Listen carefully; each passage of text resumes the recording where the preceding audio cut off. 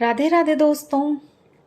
आज हम सुनेंगे बहुत ही इंटरेस्टिंग कहानी बैल और गधा। एक बार एक सौदागर था जो बहुत अमीर था। उसके पास बहुत सारे नौकर चाकर और जानवर थे। उसकी पत्नी थी और परिवार था और वो अपने खाने पीने के लिए खेती करता था। उसके पास जंगली जानवरों और हर तरह की चिड़िया की बोली समझने की ताकत थी। अपने मरने के समय तो वह अपनी इस ताकत को किसी को भी भेंट कर सकता था, पर अपने जीते जी वो इसे किसी को बता नहीं सकता था, नहीं तो वो मर जाता। इसलिए उसने इस बात को किसी को नहीं बताया था, सबसे छिपा कर रखा हुआ था। एक दिन वो अपने नौकरों के साथ बैठा हुआ था और उसके बच्चे उसके आसपास खेल रहे थे।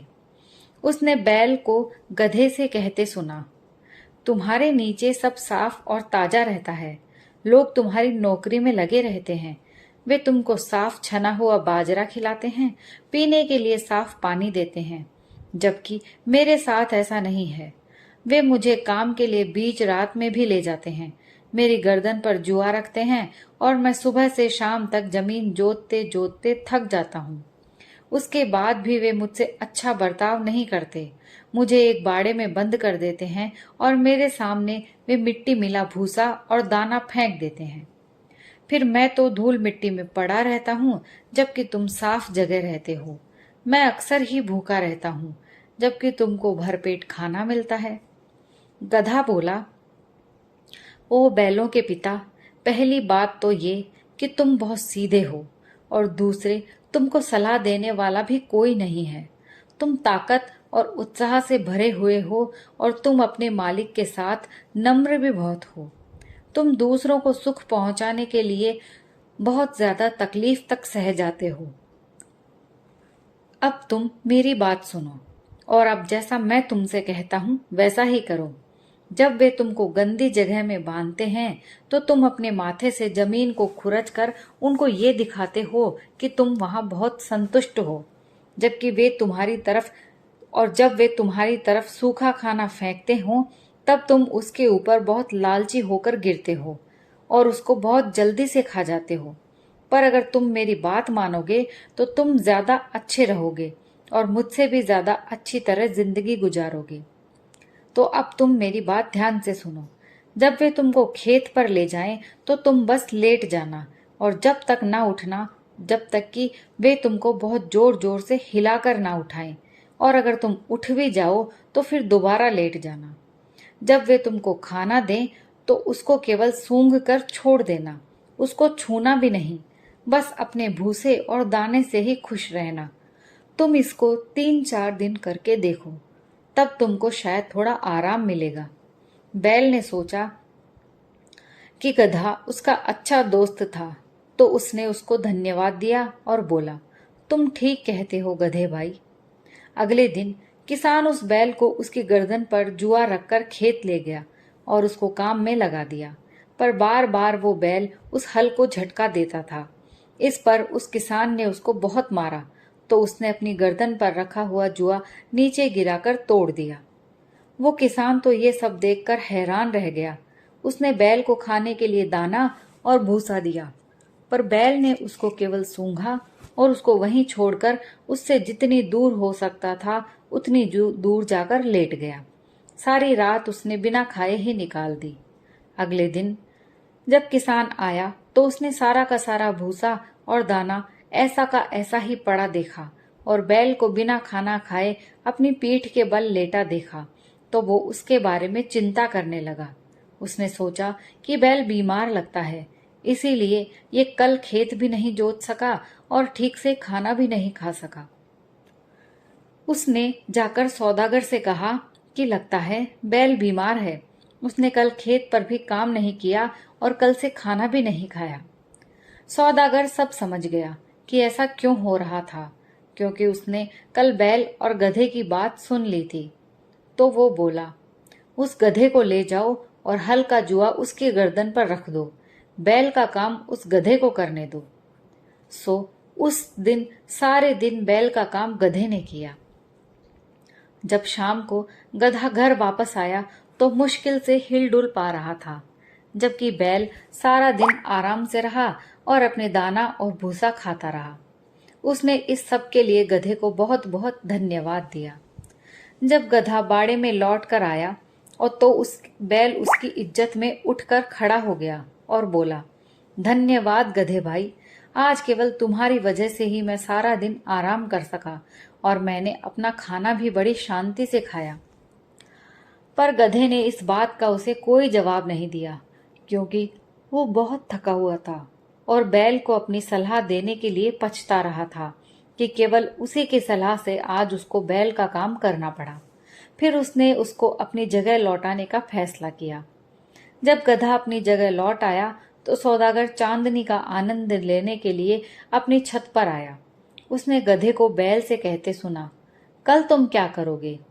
बैल बोला, जैसा तुमने मुझे करने के लिए कल कहा था वैसा ही मैं कल भी करूंगा। गधा बोला, नहीं, कल तुम वैसा नहीं करोगे। बैल ने कहा, क्यों? तो गधे ने कहा, अब मैं तुमको एक और अच्छी सलाह देता हूँ, क्योंकि आज मैंने मालिक को ये कहते सुना है कि अगर बैल काम करने के लिए ना उठे तो उसको कसाई को दे आना, ताकि वो उसको काट सके और उसका मांस गरीब लोगों को दे सके। इसलिए अब मुझे तुम्हारे लिए डर लगता है, इसलिए तुम्हारे लिए अच्छा तो यही होगा कि कल तुम काम पर चले जाओ। बैल ने गधे को इस सलाह के लिए भी धन्यवाद दिया और जोर से रंभाया। अगली सुबह वो सौदागर अपनी पत्नी के साथ उस जगह गया जहां वो बैल बंधा हुआ था। तभी किसान उसको खेत पर ले जाने के लिए वहां आया तो उसका रोज का सा बर्ताव देखकर वो एक बार फिर आश्चर्य में पड़ गया। ये देखकर सौदागर इतनी जोर से हंसा कि वो तो लेट सा ही गया। उसकी पत्नी ने पूछा, तुम इतना हंस क्यों रहे हो जी? सौदागर बोला, कोई खास बात नहीं, मैं एक ऐसी छिपी हुई बात पर हंस रहा हूं जो मैंने सुनी है, पर मैं तुमको तब तक नहीं बता सकता जब तक मैं मर ना रहा हूं। पत्नी बोली, तुमको ये बात मुझे बतानी ही होगी, चाहे तुम उसकी वजह से मर ही क्यों ना जाओ। वो बोला, क्या कह रही हो तुम? क्या तुम चाहती हो कि मैं मर जाऊं? मैं तुमको अपनी मौत के डर की वजह से जानवरों और चिड़ियों की भाषा नहीं बता सकता। पत्नी को पति की इस बात पर विश्वास ही नहीं हुआ कि वो जानवरों और चिड़ियों की भाषा जानता था और उसको बताने से वो मर भी सकता था। इसलिए वो बोली, अल्लाह कसम, लगता है कि तुम मुझसे झूठ बोल रहे हो। तुम मेरे ऊपर हंस रहे हो और क्योंकि तुम मुझे बता नहीं रहे हो इसलिए मैं अब तुम्हारे साथ नहीं रहने वाली, मैं जा रही हूँ। और उसने रोना शुरू कर दिया। सौदागर बोला, क्या हो गया है तुम्हें? कम से कम अल्लाह से तो डरो और मुझसे कोई सवाल मत पूछो।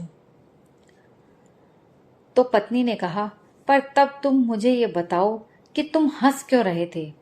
वो बोला, जब मैंने अल्लाह से जानवरों और चिड़ियों की बोली समझने की प्रार्थना की उस समय मैंने कसम खाई थी कि मैं अपना ये भेद मरते दम तक किसी को नहीं बताऊंगा। पर उसकी पत्नी तो कुछ सुनना ही नहीं चाहती थी।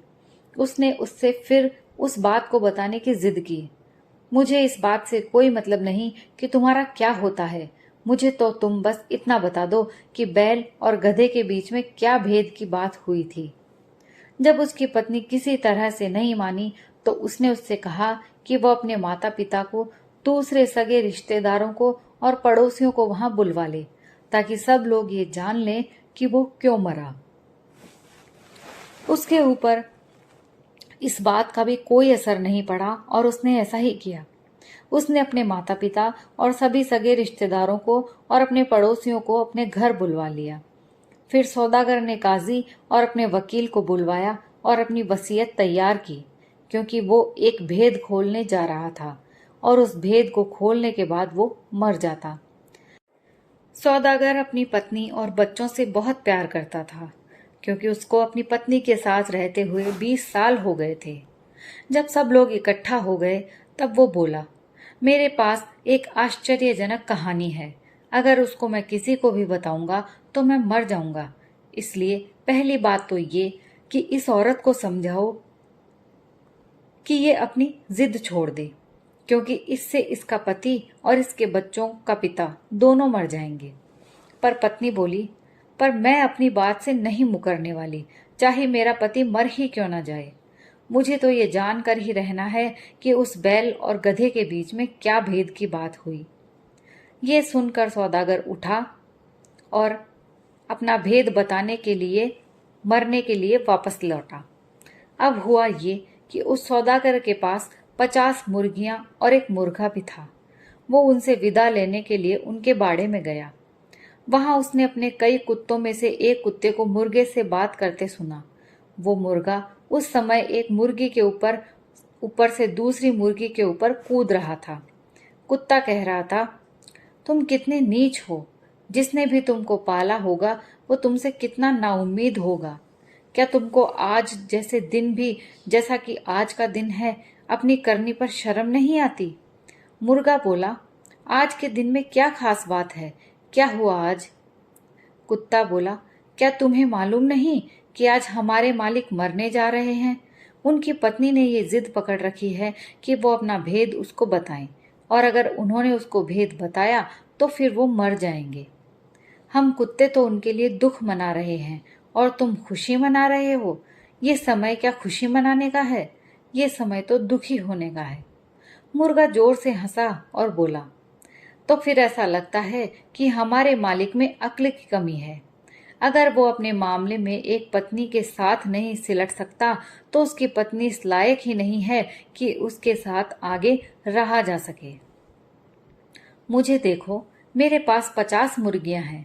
मैं एक को खुश करता हूँ तो दूसरी को छेड़ता हूँ, एक को भूखा रखता हूँ तो दूसरी को ज्यादा खिलाता हूँ, और मेरे शासन में सब मुर्गियां मेरी बात मानती है। वो बेवकूफ है जो एक पत्नी को भी ठीक से नहीं रख सकता। इस पर कुत्ता बोला, पर तुम क्या सोचते हो कि इस समय उसको क्या करना चाहिए। मुर्गा बोला, उसको शहतूत के पेड़ की कुछ डंडियां लेनी चाहिए और उसकी पीठ पर उसको उससे रोज मारना चाहिए, जब तक कि वह रो रो कर ये न कहने लगे, मेरे स्वामी मुझसे गलती हो गई। मैं वादा करती हूँ कि अब जब तक मैं जिंदा रहूंगी तब तक ऐसे सवाल मैं फिर कभी नहीं पूछूंगी। उसके बाद भी उसे उसको एक आध बार और मारना चाहिए, तभी वो आजादी से रह सकता है और जिंदगी का आनंद ले सकता है। पर क्या करें, इस हमारे मालिक के पास ना तो अक्ल है और ना ही वो कुछ सोच सकता है। ये सब बातें सुनकर सौदागर एक शहतूत के पेड़ के पास गया, उसकी कुछ डंडियां तोड़ी और उनको अपनी पत्नी के कमरे में छिपा दिया। फिर उसने उसको बुलाया, आओ यहाँ आओ इस कमरे में, मैं तुमको वो भेद यहाँ बताता हूँ, ताकि कोई मुझे देखे नहीं और बस फिर मैं मर जाऊंगा। पत्नी उसके साथ उस कमरे में घुसी तो उसने दरवाजा बंद कर लिया और उसके शरीर के हर हिस्से पर ये कहते हुए उन डंडियों से उसकी पिटाई की, अब आगे से क्या तुम फिर ऐसे सवाल पूछोगी जिनसे तुम्हारा कोई मतलब नहीं है। वो उसको तब तक मारता रहा जब तक वो मार खा खा कर बेहोश नहीं हो गई, और जब तक वह उसे मारता रहा वो बार बार यही कहती रहती, मैं सच कहती हूँ, मैं अब आपसे कोई सवाल नहीं करूंगी, मुझे छोड़ दीजिए, मैं अब आपसे कुछ नहीं पूछूंगी। फिर पत्नी ने पति के हाथ और पैर दोनों चूमे और दोनों उस कमरे से बाहर आ गए। अब वो एक बहुत ही अच्छे स्वभाव की औरत बन गई थी, जैसी कि उसको होना चाहिए था। पत्नी के माता पिता अपने दामाद को जिंदा देखकर बहुत खुश हुए और सौदागर ने इस तरह से अपना घर चलाना सीखा। फिर वे मरते दम तक खुशी खुशी रहे। दोस्तों, ये कहानी यहीं समाप्त होती है। आपको कहानी कैसी लगी है प्लीज कमेंट करके जरूर बताइए। कहानी पसंद आई हो तो लाइक और शेयर कीजिए, और अगर आप मेरे चैनल पर नए हैं तो प्लीज मेरे चैनल को सब्सक्राइब कर लीजिए। कहानी सुनने के लिए आप सभी का बहुत बहुत धन्यवाद।